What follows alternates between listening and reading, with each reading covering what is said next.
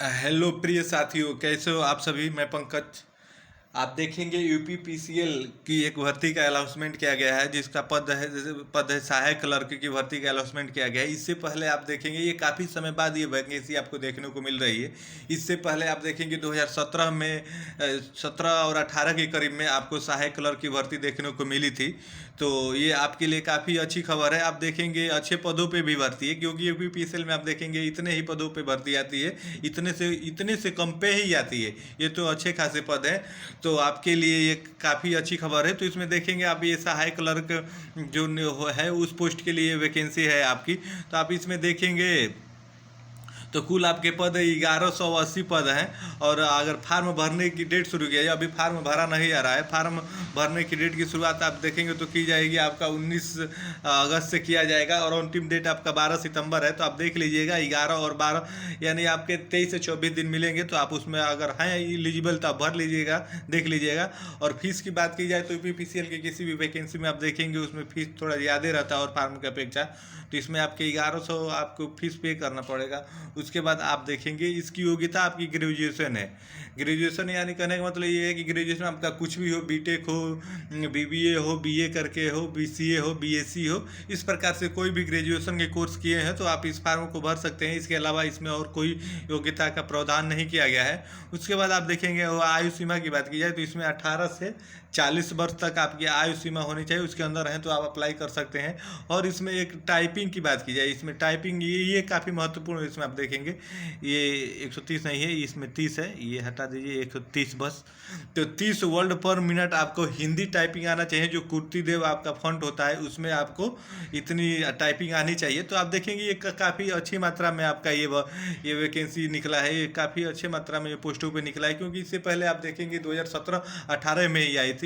वैसे भर्तियाँ तो यूपीपीसीएल में आती रहती है, लेकिन जेईई की ज़्यादा तौर पर आती है। आपको सहायक की भर्ती बहुत कम देखने को मिलती है। तो इसलिए ये आपके लिए काफ़ी अच्छी खबर हो जाती है। तो वही आगे इसमें बात की जाए, अगर यही पहला स्टेज पार कर लेते हैं तो दूसरे स्टेज में आप आएंगे तो वहाँ पे आप देखेंगे तो वहाँ पे आपका ये है ना कि टाइपिंग है, आपका टाइपिंग दूसरे में होगा। वो 5 मिनट की हिंदी टाइपिंग होगी और 20 अंक की होगी। और इसमें आपका स्टार जो लगा के दिया है, तो यहाँ पे आप देखेंगे टर्म्स ऑफ कंडीशन है।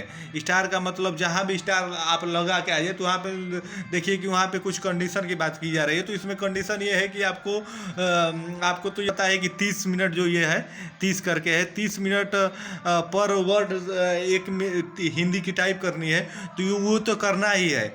अगर वही आप यहाँ पे 35 अंग्रेजी के शब्द 1 मिनट के अंदर आप टाइप करके दिखा देते हैं तो आपको वहाँ पे 20 अंक बोनस के तौर पे मिलेंगे।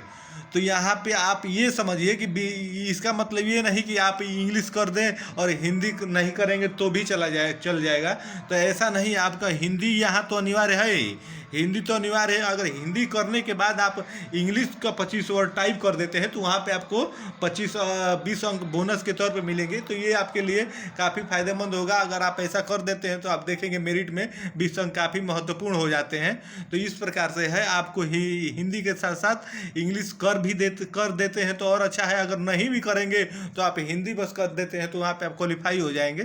तो उसके बाद अगर आप बात कीजिए इसमें आपकी सिलेबस की, तो कौन कौन से किस विभाग से प्रश्न आते हैं ये काफ़ी महत्वपूर्ण हो जाता है। तो उसमें आइए आगे देखते हैं सिलेबस के बारे में। तो सिलेबस में आप देखेंगे किस प्रकार के कौन से प्रश्न आते हैं। तो इसमें आप देखेंगे सामान्य ज्ञान जो जुड़ा हुआ होता है, सामान्य ज्ञान के 25 प्रश्न आते हैं। वही रीजनिंग की बात की जाए तो वहाँ पे 45 प्रश्न आते हैं। और सामान्य हिंदी की बात की जाए तो वहाँ पे आप देखेंगे उसके 55 प्रश्न आते हैं। और सामान्य अंग्रेजी के भी 55 प्रश्न आते हैं। तो ये सिलेबस आपके लिए काफ़ी महत्वपूर्ण हो जाता है, आप इस बात को ध्यान में रखेंगे।